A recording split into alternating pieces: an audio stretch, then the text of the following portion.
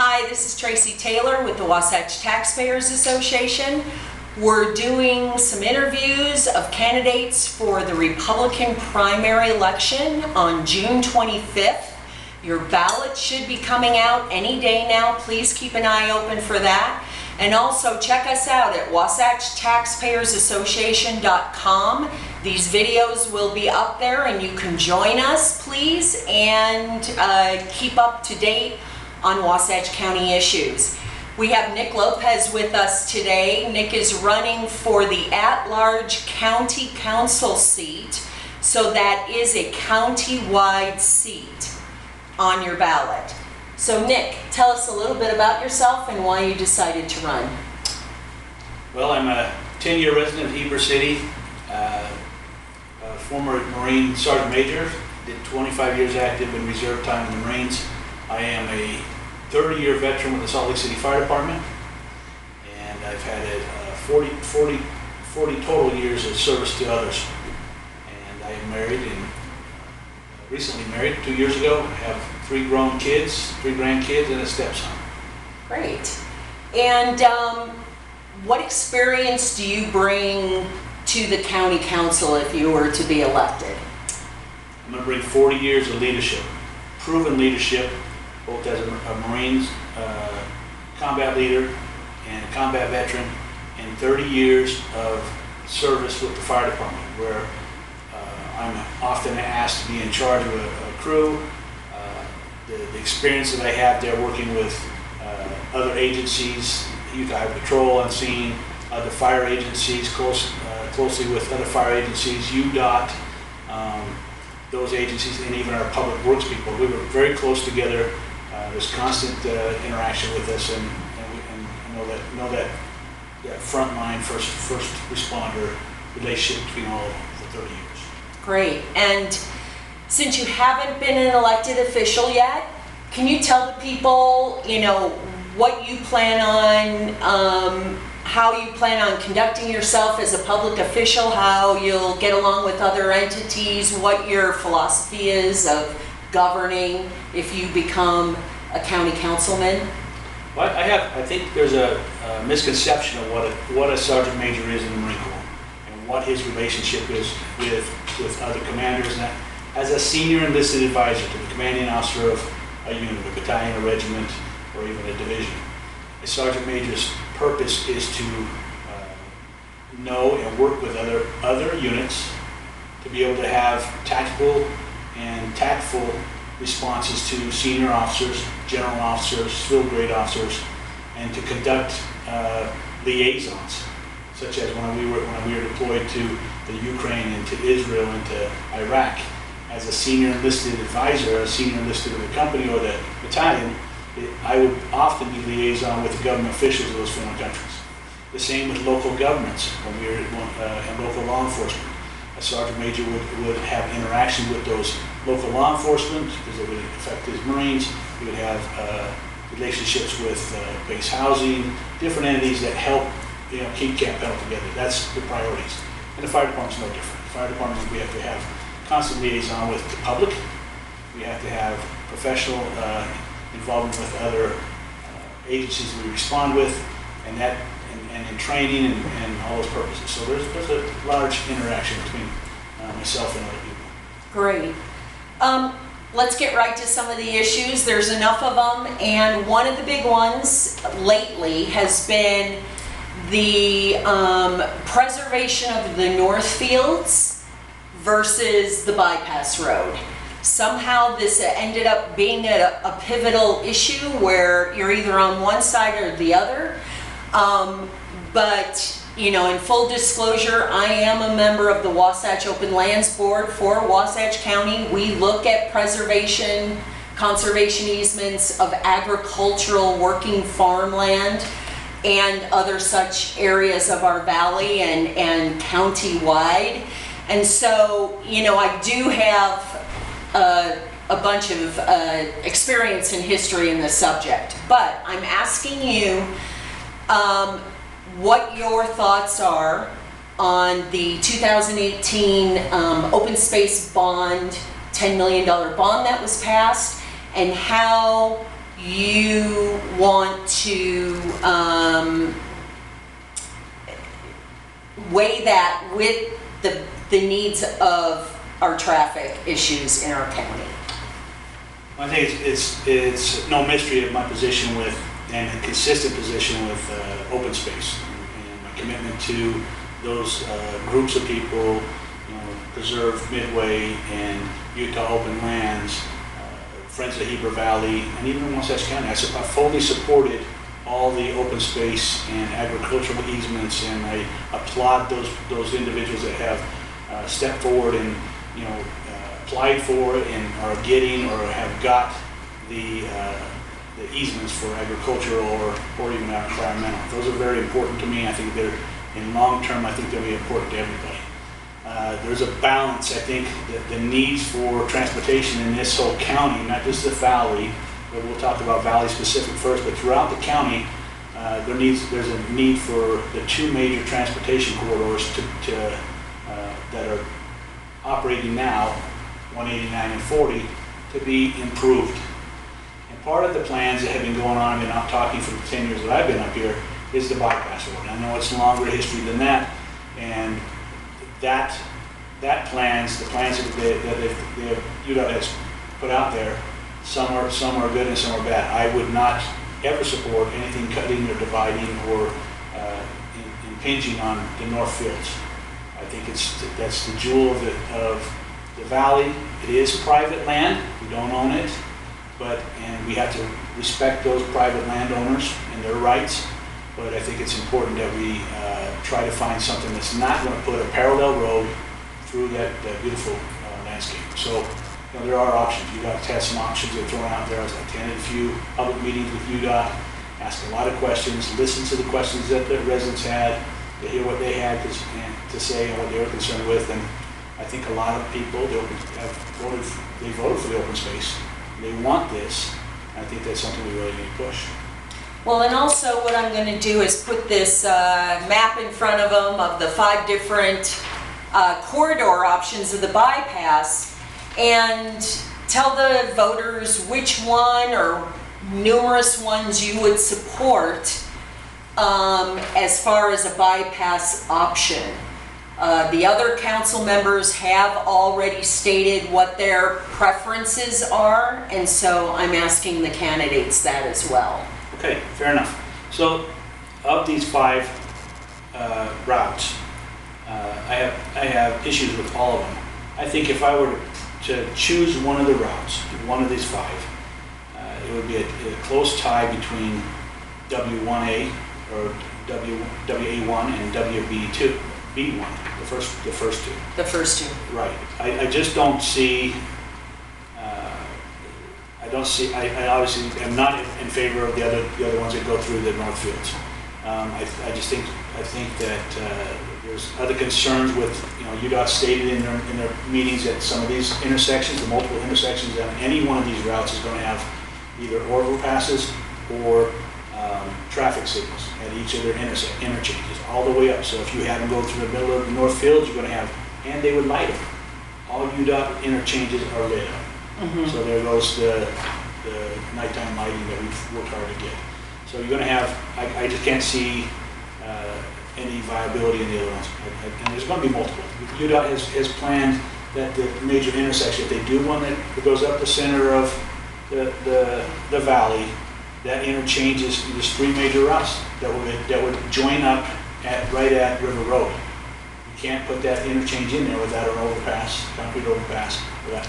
So okay. I think that's something that UDOT needs. UDOT's got a lot of plans that make this look like Wasatch Front. Great. Let me ask you about property taxes. That's another huge issue in our county.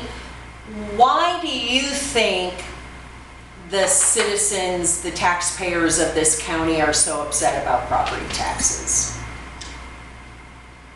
Obviously, they're trying to live. They're trying to continue their lifestyle with you here, raise a family.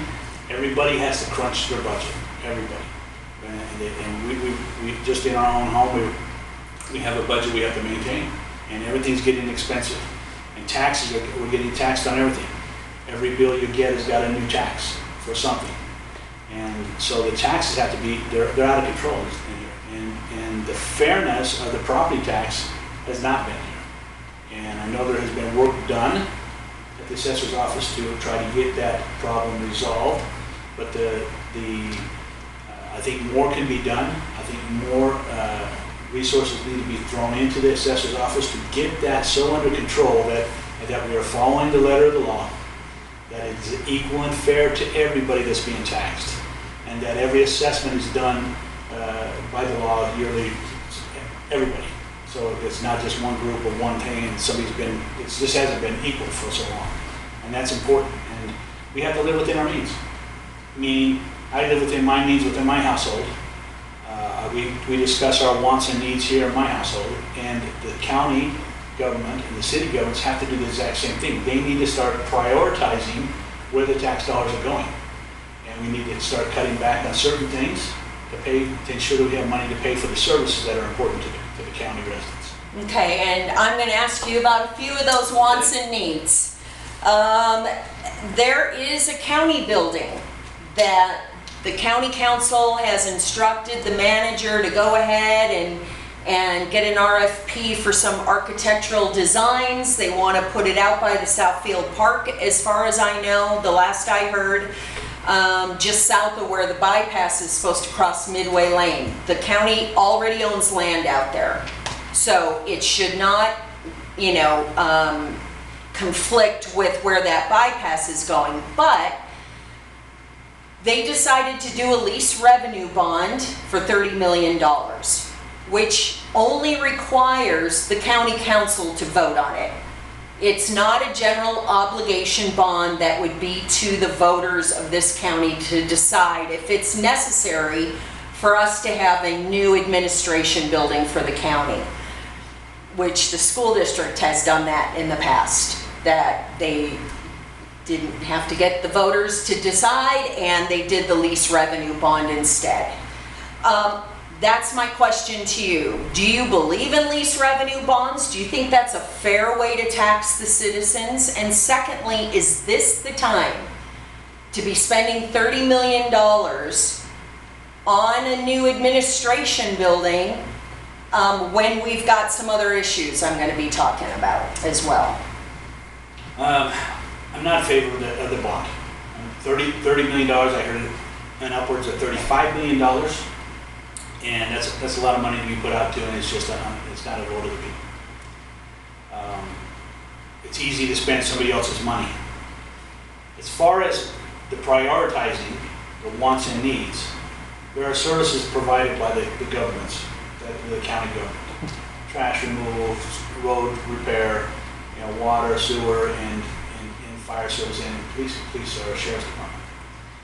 Right now we have 2 firefighters living out of a construction trailer up in Hideout because they don't have a fire station for them to go in. Now that whole to build a high density development like Hideout without having that infrastructure in place is a mistake. But now they're trying to do something, and I applaud the fire chief for putting something in place. But 2 guys living in a trailer is not acceptable. Yes, we are building right now over on 1200 North a new fire station. It is a need, absolute need, money well spent, and expenditures that's a wise expenditure. That is only moving the downtown station from Midway Lane, in that corner of Midway Lane, over to on First West to that downtown, to making a new downtown station. This county has 16 firefighters on duty any day to cover the entire county. That is not enough. They don't. Right now at that downtown station, they've got another construction type trailer that they're housing people out of now. We can't house our professionals out of construction trailers.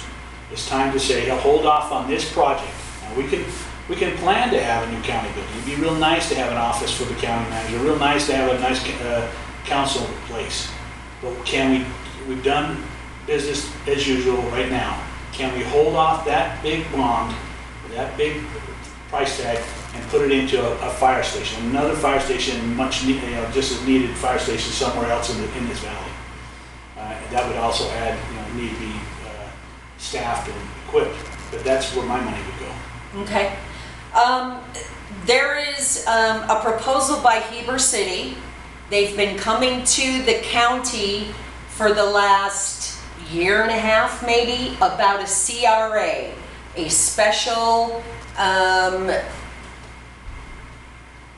funding source to revitalize their downtown Main Street. So they have gone to Wasatch County and asked for a portion of their taxes, and they're also going to Wasatch School District and asking them for a portion of the school district's funds to go towards this CRA. How do you feel about taking county funds that the whole county, right, pays into the county fund and handing it over to Heber City so that they can revitalize their Main Street? I don't like it. I don't like it. County money is county money. I'm sure there's some projects that we would need, some needs that we may need, maybe a water source, a supply, or something that's critical need. But to just revitalize a Main Street, the city needs to come up with a different way to make that happen, through grants or whatever, to make their revitalizations.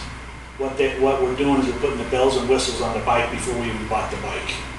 And I think that the city government needs to start looking at what their real needs are for their residents and try to work within their means. And that's like Rose and I asking, hey, we want a new hot tub out back here. You want to give us some money for a hot tub?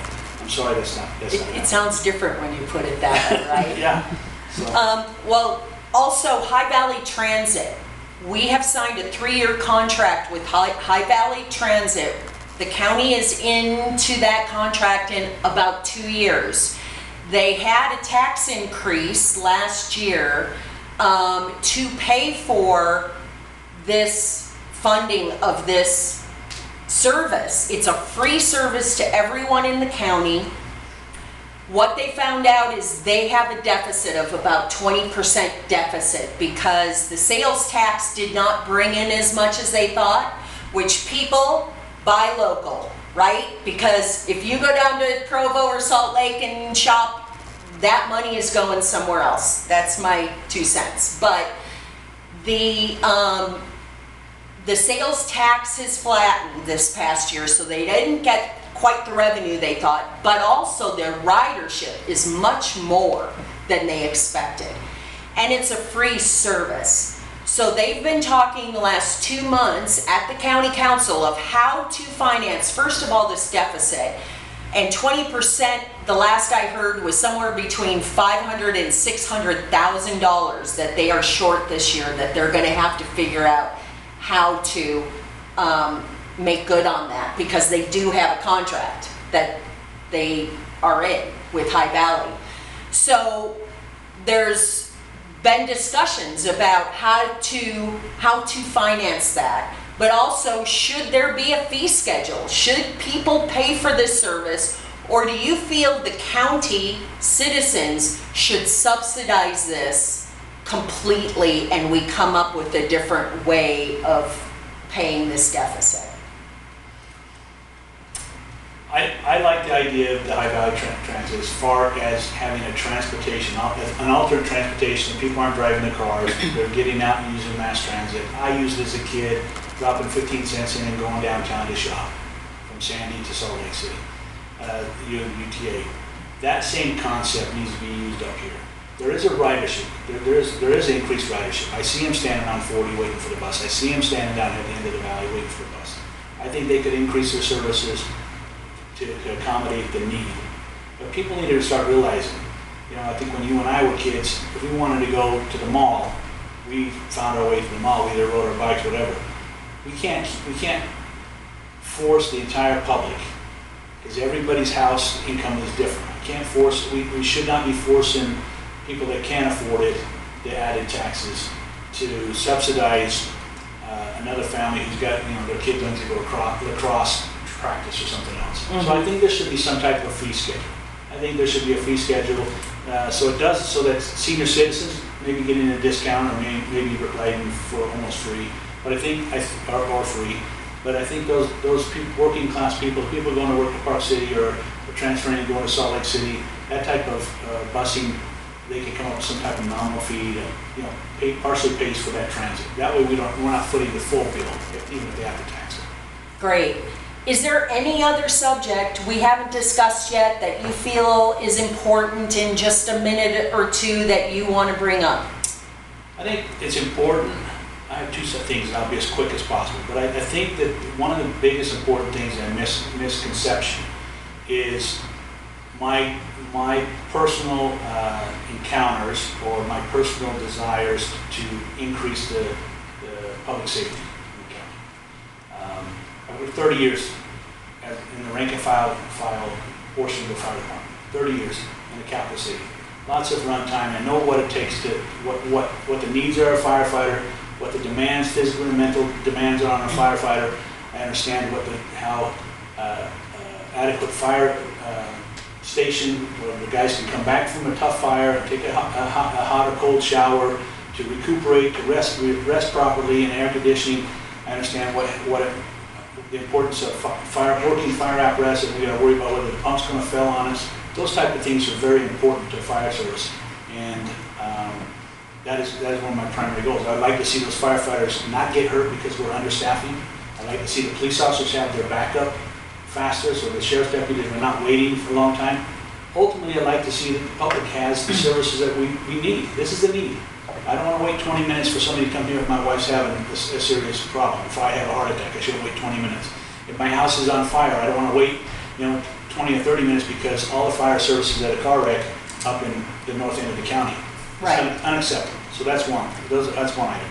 And the last item is that I want to reemphasize my commitment to open space. And the open space is absolutely important. It has to be there. We can't wait any longer. We have to protect it, and I fully support the open space. Great. Why don't you tell the voters why they should vote for you and where they can find more information about you? Okay. First, you can find me at nick4wasatch.com. You'll find my webpage there, and also I'll link you to my Facebook page. And the reason you should vote for me is because of my proven leadership, my 30 years with the fire service, my 25 years with the Marine Corps, 40 years of my life I've dedicated to the service of others, and I will continue to do that with the same dedication, the same determination, and the same fortitude that I have and integrity that I've always served with. Thank you so much, Nick, and please go find us at WasatchTaxpayersAssociation.com. Thank you.